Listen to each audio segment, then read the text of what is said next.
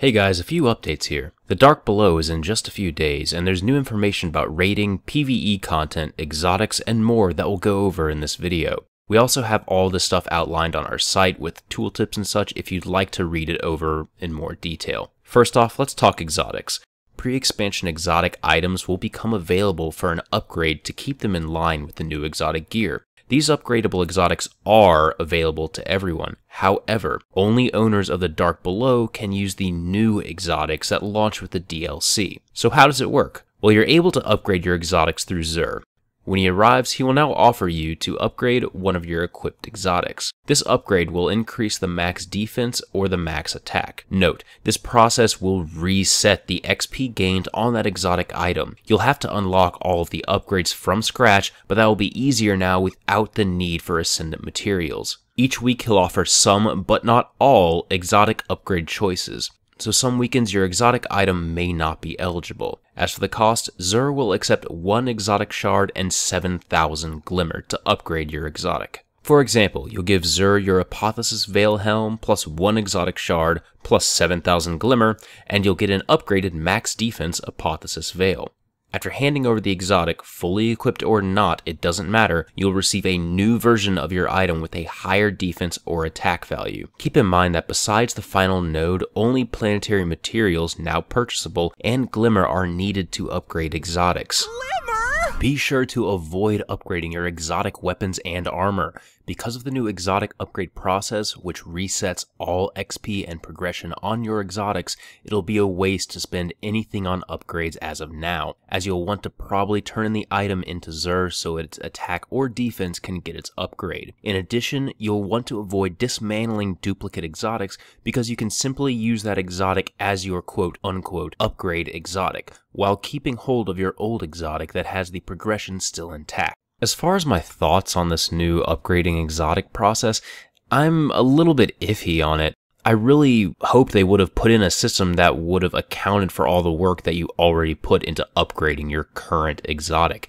I myself have upgraded every single piece of armor and every single exotic weapon that I have, and the thought of having to do that all over again is just, well, I don't agree with it, to say the least. Fortunately, it seems like Deej has already heard the community's outcry on this, and he was asking for feedback, so we can expect that this will most likely be changed. Hopefully, it will take into account some of the work we've put into an exotic, because currently, whether we turn in an exotic to upgrade when it's fully maxed out, or fresh out of the box, it doesn't seem to make any difference in how the new upgraded exotic will gain XP. Preferably, if you turned in an exotic when it's fully upgraded, you should get some sort of benefit or extreme boost to its leveling process.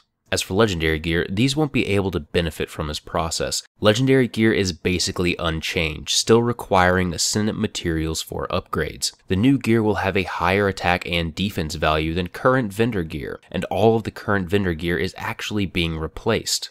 We listed every single one of these items on our site, and you can find that link in the description. You can check out the stats and perks in our database. To obtain this new vendor gear, you'll need Crucible or Vanguard commendations, which you'll receive from ranking up after rank 3. Speaking of legendary gear, let's talk CROTA's End raid gear. This gear will be stronger than the new vendor gear in the tower. First off, the way you upgrade raid gear has been completely changed.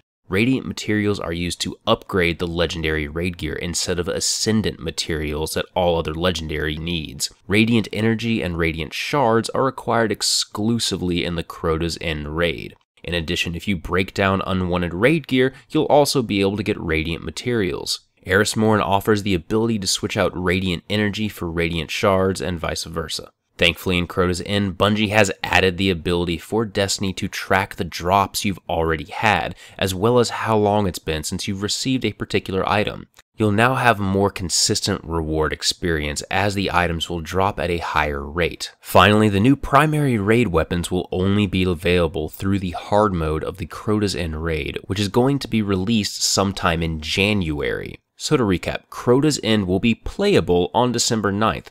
Hard mode, however, will open up in January, as we reported in an earlier video. The difficulty for hard mode is currently set at level 33. Finally, primary raid weapons are obtained exclusively in the hard mode. Only players level 30 and above can lead a fire team, but lower level players will still be able to join in.